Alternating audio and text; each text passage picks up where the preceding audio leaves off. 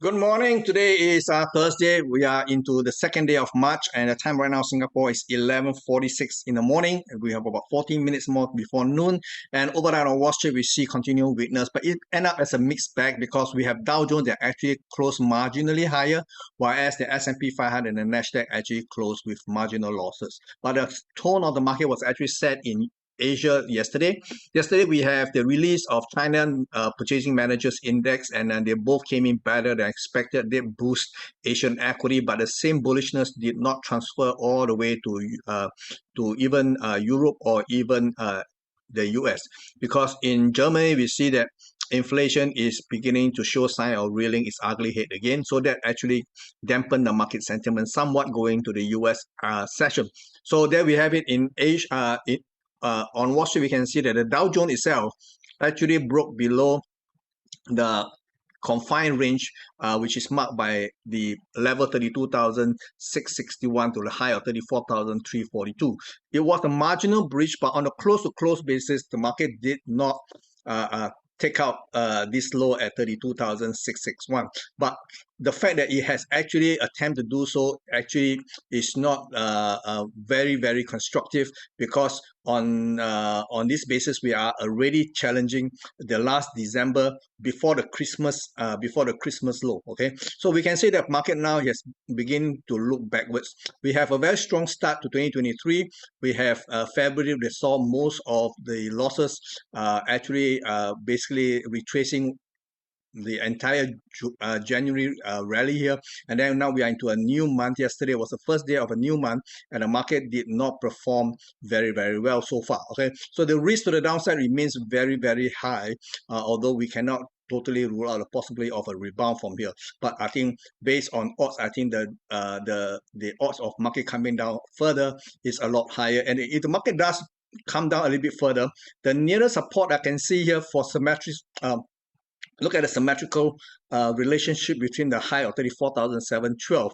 If we get a three-way pullback, the 100% retracement point is at 32,208. So we want to see how the market will react if and when the market actually come down to those levels. If it can hold out well and good, that means it leaves it could be a base from here and then propel higher. But if the market accelerate below 32,000, everything is gone, and then we can basically look to sell on every rebound. Okay, so now we look at the S&P 500, like I mentioned earlier on, where the Dow Jones actually closed with a marginal gain overnight compared to Tuesday's closing. But on the close-to-close basis, we can see that the S&P 500 is currently trading the lowest since January 25th. So this is definitely not a good sign. Market has pulled back 1.618%, which is extended fall, and this is laying the groundwork. And if the market can bounce here, I think the market may actually come back to this level again. That means market may take out 3,950 again one more time. Okay, so in that case, we have a very neat five-way down, and any rebound thereafter, we want to sell it, because there should be another equal leg depending on how deep this current decline from 4,195 actually ends up. So we could have an equal distance at the bare minimum to the downside. So we want to look for that completion of five-way followed by a three-way rally.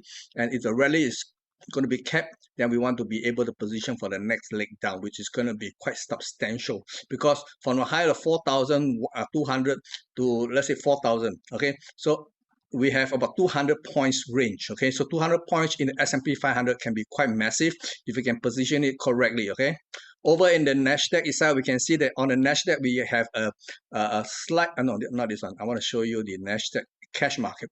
Market has a three-way pullback. So far, so good. The market managed to hold at 11,900 levels. But on a close-to-close basis, we are very, very close to one of the closest we are lowest close we have ever seen since the beginning of this year. So we can see that we are now back to January low. Okay, no, not January low, January 31st low. Okay, so we can see that this is a very neat three-wave. There is no extended decline so far, but if it does, the next level of support is going to be at 11,550. Okay, do watch out for an extended decline going forward. Like I said earlier on, the market action was actually centered on Asia yesterday, and Nikkei this morning actually see an attempt to rally, but so far the first half of the session for today managed to did not seems to be managing very well. Market did not manage to go much higher. There is a risk that the market may be kept at 27,655, and if the market do unravel from here, then the test of 27,050 is going to be what's on the card. Okay. However, the potential 5-way structure here is giving rise to the possibility that the market may have not finished this entire counter trend rally from 25,661. There is the possibility market may actually go beyond 27,821 eventually, and may be kept around 28,200 levels. Okay, so that if that happens, then we have a very neat 5-wave rally, and if that's the case, the market should pull back to this low level here one more time before you decide which way you want to go next. Right? Over in the Shanghai Composite Index, we can see a very clear breakout. This is the end of January low high, 3,310, and then throughout February itself, we see many numerous attempts to break beyond this level, and they have all failed except for today. Okay, so yesterday we have the release of the Purchasing Managers Report, which is, like I said earlier on, much better than market expected. So that gives the market the momentum to actually take the market higher. Now that the market has clearly taken out the 3,310 level, the next target will be at 3,372 and a half level. Okay, so this will be what we call a symmetrical relationship here. So this is the immediate target, but based on chart point, I think the next target will be 3,475. Okay, so maybe beyond here, the market may not actually end here. Maybe market may go up another 3 more points higher before it hits some kind of a roadblock. Over in the Hong Kong market itself, we can see that yesterday's rally in the Chinese stocks has also given the Hang Seng market a boost higher. And so far this morning, we can see that the market is still maintaining the slightly bullish outlook, because since China removed its zero COVID policy and reopened, we can see that factory activity has been humming along very well, and that gives rise to the idea that maybe Chinese economy may be creating the demand that the world needs, and that is actually playing out very well for their stock market. Okay, so Hong Kong is actually a beneficiary of that. So we will see how far this thing can go. I think personally, it would have problem going beyond the 21,250 levels. So I think this is the 50% mark. Okay, so do watch out for the possibility the market may be kept around the 21,250. Okay. Over in currencies, we can see that the dollar yesterday actually pulled back a little bit, and that gives rise to all the other major currencies actually managed to rally one more time. Market came very close to 107, and this is a 3-wave rebound.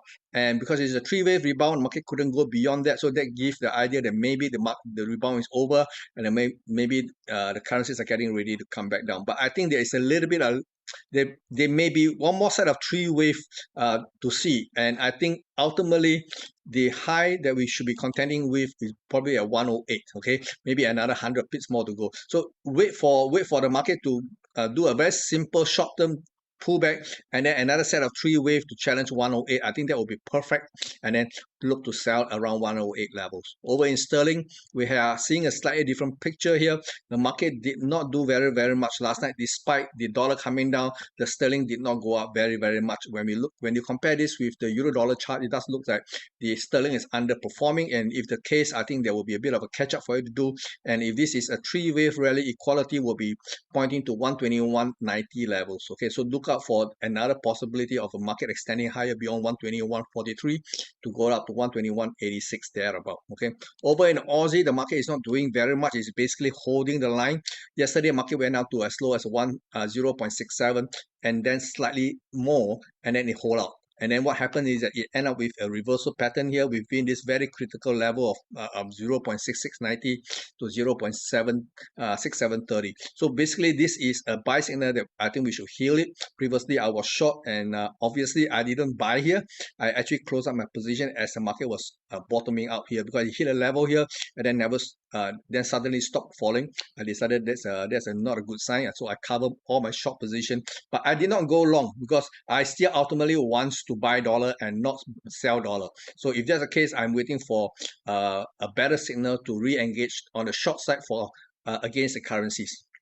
Over in the dollar versus the yen, we can see that the dollar yen could be pointing to another fall going forward. Market did a three-way, very simple three-way pullback to 135.25 yesterday, and this is, I think, too shallow. Maybe the market will do another three-wave, like I mentioned in the euro versus the dollar. If that's the case, then maybe the good level to actually angle will be this level at 130 at 134. So if the market can do another set of three wave and then linger all the way down to 134, that would be a much better level to engage on the long side, because the market target for this move is at 139 for me. Over in dollar Canadian, we don't see much of any activity. Market was actually quite volatile. It went up, it came back down, so it was pretty volatile. But by and large, I think this market wants to go up. So I've actually gone back to buy. Did I buy? No. Sorry, I actually went in to sell euro versus the Canadian, because I think there's another leg coming, because this is so far an unfinished three leg formation. So if this is a three wave corrective pattern, then at the bare minimum we could be seeing 135.30, if not 135.15. So between this 15 pips range, I think the market may be actually looking to form a base here. So in a very short term, I'm really short, but I'm putting my stop just above 136.70. Okay. Over in the other commodities, we look at gold. Gold managed to recover to $1,844.70 overnight, and it has already met its immediate resistance, and this resistance is centered around $1,847.60. So we will have to see whether there is enough momentum for the market to go higher. I think there is, but we need to see a more decent pullback if the market, but on the condition market holds at this level at 1,823. Okay, if the market goes below 1,823, then maybe there's a different structure in play here. But ideally, we want to see a three-way pullback and then sits at 1,823, and then for market to actually propel higher. But again, for all realistic reason, I think either at 1,870, that will be I think where the market may hit. But most optimistic outlook calls for 1,890, which I think at this moment is a little bit far-fetched, because so far it doesn't seem that it has a lot of momentum behind it. And of course, it's all tied down to the current weakness in the dollar. And if the dollar weakness is temporary, then the rise in gold is going to be also temporary. So do keep the overall perspective in mind here when you trade precious metals. Silver, we can see that silver has a less than committed rally here, and the market right now has a very minor three-way pullback. If you go down to the 1 hour, you can see this three-way pullback a little bit clearer. You can see that this is a very minor three-way, and it's not even complete yet. So by and large, I think the market still have a little bit more wiggle room downside at $20.78, and hopefully market can actually stabilize here and use that as a base to propel higher. But again, top side for this move here is about $21 and maybe 41 cents. Okay, so top side is actually quite limited. Okay, so do not go in to buy precious metal in a big way just yet. The time will come, I think, somewhere towards the end of the April or in early May. Now, when we look at crude oil also managed to recover somewhat yesterday, and my view is that the rally that we are seeing, but we need the market to be a little bit stronger than this. Currently, the market rally has been very, how would I say? Yeah, it's crawling higher. It's not like rallying. So we need to see a more robust move, like a big spike. One candle bar, we show a very significant spike. But right now, we are not seeing any of those. So that means the market is inherently not very strong. Okay, so do watch out if you are already long, which I am. So I'm hoping that the market may accelerate to the upside. First target will be $82.17. Ideally, the market can hit $84.83, because this will be a three-wave rally. So from the way that it's moving currently, it will take some time for the market to even break $80.60. So this is going to be somewhat of a wait. Okay. Over in crypto, we can see that Bitcoin and Ethereum actually is trying to burst higher.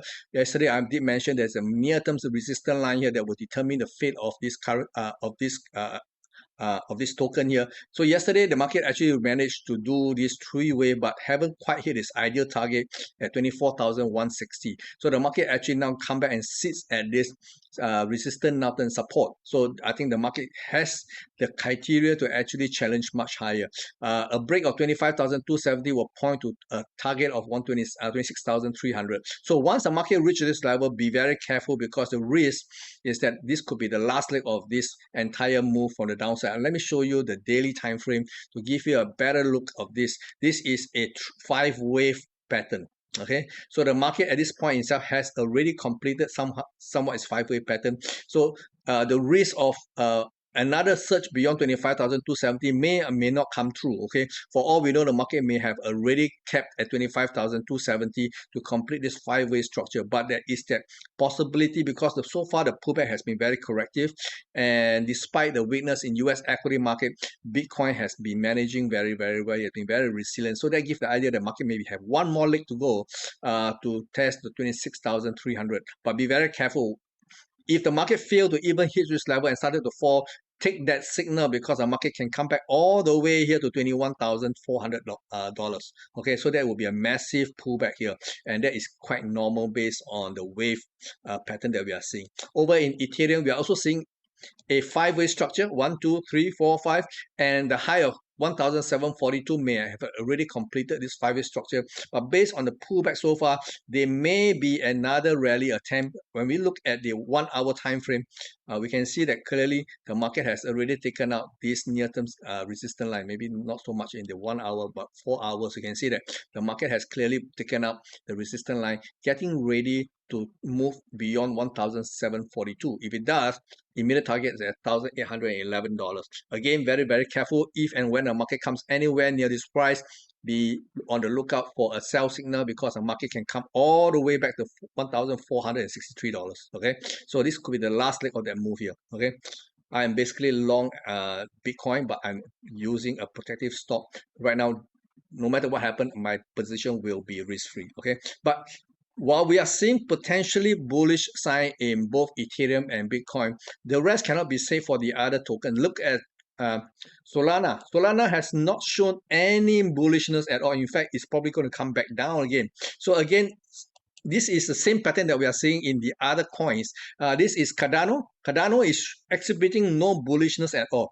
So what I'm trying to emphasize here is that the current strength that we are seeing is apparently centered on Bitcoin and Ethereum. It is not across the board. So be very, very careful about chasing this market ever higher, because the market can actually do a very nasty about turn anytime. Okay, so this is all I have for you for today, and I shall see you tomorrow. Bye bye.